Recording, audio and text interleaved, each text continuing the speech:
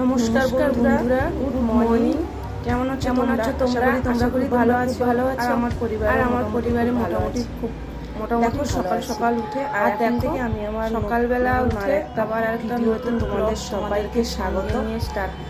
আশা করি ভিডিওটা তোমাদের সবাইকে ভালো লাগবে। দেখো সকালবেলা কদিন তো খুব শরীর খারাপের জন্য রান্নাঘরটার মানে আগোছালো হয়েছিল, তাই শরীর একটু সুস্থ হতে আবার লেগে পড়েছি। দেখো কাজে যতই যা হোক নিজের হাতে গোছানো রান্নাঘর যেন দেখলেই মনে হয় দুদিন না রান্নাঘরে ঢোকা হলে যেন মনে হয় রান্নাঘরটা যেন আগোছালো হয়ে আছে।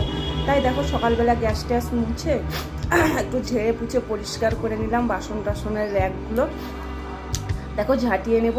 আর শরীরটা এতই খারাপ ছিল কদিন ধরে, না শর্ট না কিছু ভিডিও কিছুই দিতে পারিনি, তাই একটু সুস্থ হতে তাই ভাবলাম তোমাদের সঙ্গে একটু একটা ছোট্ট ভিডিও শেয়ার করি।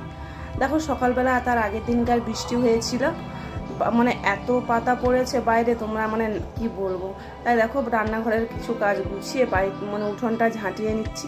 সামনে যত আম পাতা এক্ষুনি ঝাঁটাবো, আবার এক্ষুনি ভর্তি হয়ে যাবে।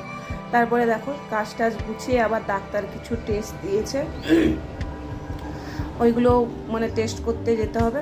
দেখো বাইরেটা উঠোনটা ঝাঁটিয়ে নিয়ে বাসন মাজতে বসে গেছি।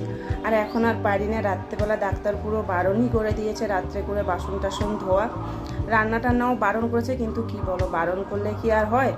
রান্না না করলে খাবো কি? তার দেখো বাসন টাসন ধুয়ে স্নান টান করে রেডি হচ্ছি। ওই একটু যে ডাক্তার যেগুলো টেস্টগুলো দিয়েছিল ওগুলো একটু যাব করতে।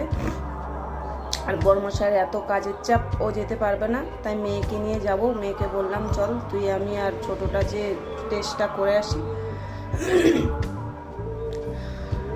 আর দেখো তো এতদিন 3-4 দিন হয়ে গেল কোনো ভিডিও ছাড়িনি। আশা করি তোমরা আমার আগের মতন পাশে থাকবে আর আমার ভিডিওটা সাপোর্টও করবে। দেখো চলে এসেছি, আর এত ভিড় ছিল। দেখো আমার ব্লাড নিতে ঢুকেও গেছি ওখানে। তারপরে কি বলো তো, ওখানে কোনো ভিডিও করা অ্যালাউ ছিল না, তবুও মেয়েকে বললাম একটু যতটা পারবি একটু করবি। সুচটা দেখে আমাকে এত ভয় পেয়েছিল, যা ভালোই কোনো ব্যথা পাইনি, আস্তে করেই নিয়েছে ব্লাডটা। তার দেখো ব্লাড দিয়ে ওখানে একটা ঠাকুর মন্দির, বলি চল একটু মন্দিরে ঢুকে যাই। তারপরে সকাল থেকে কিছু খাওয়া হচ্ছিল না, তাই একটা ক্যাফে ছিল ওখানে, মেয়ে বললো মা চলো ওখানে কিছু খেয়ে নে। দেখো বাড়িতে এসে সিম্পল ডাল আলু ভাতে আর মাছ ভেজে নিয়েছিলাম, এইগুলো দিয়ে দুপুরে আজকে ডিনার সারলাম। বেশি কিছু করতে পারিনি, শরীরটা এখনও পর্যন্ত ঠিক হয়নি। এই ছোট্ট ভিডিওটা তোমাদের যদি ভালো লেগে থাকে শেয়ার করে দিও, লাইক করে দিও এবং কমেন্ট করো। টাটা।